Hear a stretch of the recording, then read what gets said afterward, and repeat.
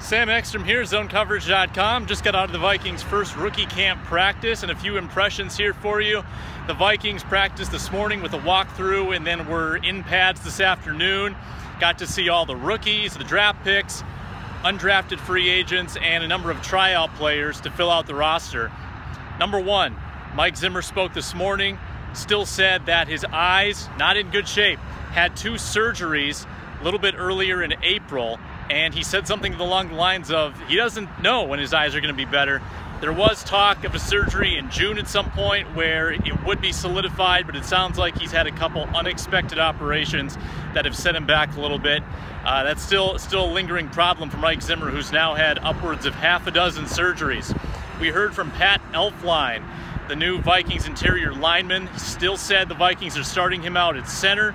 I think what's going to help Elflein is that on his left, he's going to have Alex Boone, a guy he's trained with, a guy he's familiar with, a fellow Buckeye from Ohio State. And potentially to his right, he's going to have Joe Berger, who I think is going to probably transition back to right guard.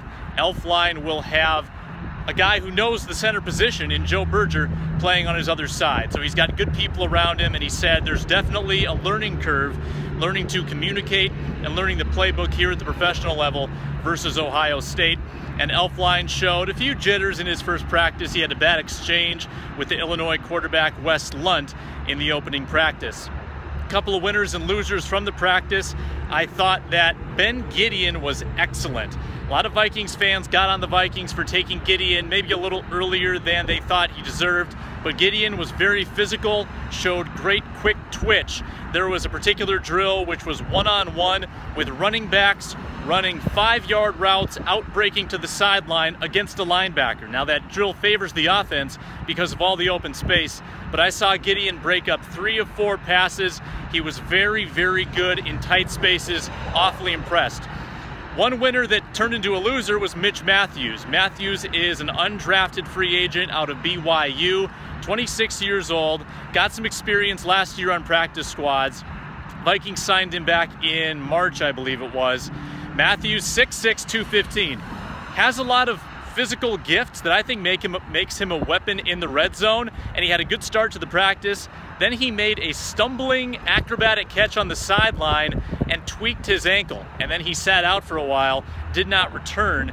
Mitch Mathews showing some things, but needs to stay on the field, obviously, as an undrafted free agent if he wants to make an impact. Also wrote a story today, ZoneCoverage.com, on Bucky Hodges. Hodges, the 6'6" or 6'7", depending where you read, tight end out of Virginia Tech, a converted quarterback. So that's a fascinating story. You want to check that out, ZoneCoverage.com. He's wearing the number 84. From Moss to Patterson to Hodges, he wants to be part of that 84 legacy, and he said he chose the number 84 because Randy Moss was his favorite player.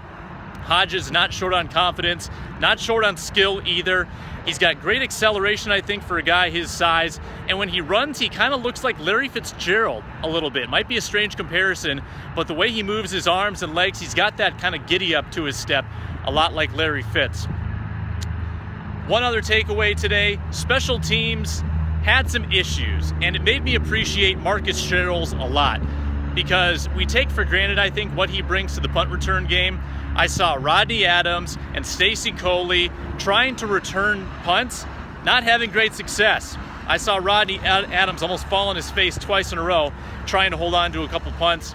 Also, Taylor Simank, the Vikings punter that they brought in from Texas Tech to compete with Ryan Quigley, did not have a great day. There was a little bit of a crosswind that he struggled to handle. So the Vikings special teams depth having some issues. Got to be thankful for guys like Sherrills, and I assume Ryan Quigley is going to be the favorite going into that punting competition, but Simank will have a chance as well. That's the report from Winter Park in Eden Prairie. I'm Sam Ekstrom, Vikings Rookie Camp. We'll talk to you soon.